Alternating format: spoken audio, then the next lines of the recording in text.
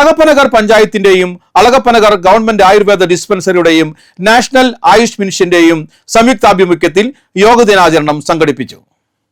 Panchayat president ഭാഗ്യവതി ചന്ദ്രൻ ഉദ്ഘാടനം ചെയ്തു. ആരോഗ്യകാര്യ സ്ഥിരസമിതി അധ്യക്ഷ ലിറ്റി മേജോ അധ്യക്ഷയായി. അളഗപ്പനഗർ ഗവൺമെന്റ് ആയുർവേദ ഡിസ്പെൻസറിയിലെ doctor Jinesh J Menon, block panchayat അംഗം CK ബിന്ദു, വികസനകാര്യ സ്ഥിരസമിതി അധ്യക്ഷ സിനി ബൈജു, പഞ്ചായത്ത് അംഗങ്ങളായ VK വിനീഷ്, K വിജീഷ് കുമാർ, സാഹിത്യ മുരളി, E ഉഷാദേവി, സോജിയ പിൻഡോ, സുമ ഉണ്ണികൃഷ്ണൻ, സജന ഷിബു, AMAI പ്രതിനിധി doctor Gopidas, yoga instructor K Neethumol എന്നിവർ പ്രസംഗിച്ചു. തുടർന്ന് യോഗ ഡാൻസും മാസ് യോഗ പ്രദർശനവും നടത്തി. നമ്മളെ യോഗ ചെയ്യുന്നത് നമ്മുടെ ആരോഗ്യം സംരക്ഷിക്കുന്നതിന് വേണ്ടിയാണ്.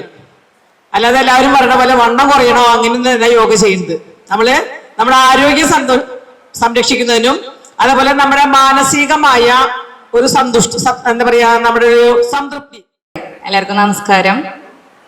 ആദ്യമായിട്ടാണ് യോഗ ദിനത്തിനോടനുബന്ധിച്ചിട്ടുള്ള പരിപാടിയിൽ പങ്കെടുക്കുന്നത്. ആദ്യമായിട്ട് കണ്ടത് ആ ചേച്ചിയുടെ പെർഫോമൻസ് ആണ്.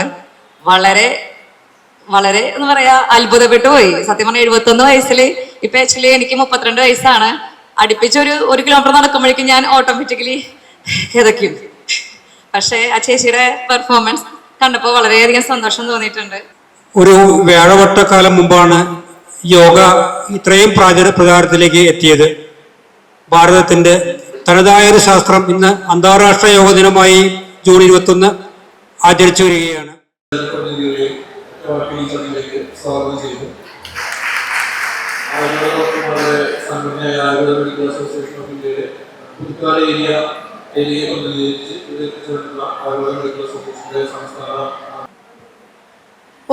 ഉദ്ഘാടനത്തിനായി ഇവിടെ എത്തിച്ചേർന്നിരിക്കുന്ന നമ്മുടെ ബഹുമാനപ്പെട്ട ഗ്രാമപഞ്ചായത്ത് പ്രസിഡന്റ് ഭാഗ്യവതി ചന്ദ്രൻ, ഇന്നത്തെ കാലത്ത് നമ്മൾക്കുണ്ടാകുന്ന ഈ ശാരീരികവും മാനസികവുമായ വെല്ലുവിളികളെ നേരിടുന്നതിന് ഏറ്റവും നല്ലൊരു മാതൃകയായി തന്നെയാണ് നമ്മൾ ഈ യോഗ കൊണ്ട് ഉദ്ദേശിക്കുന്നത്.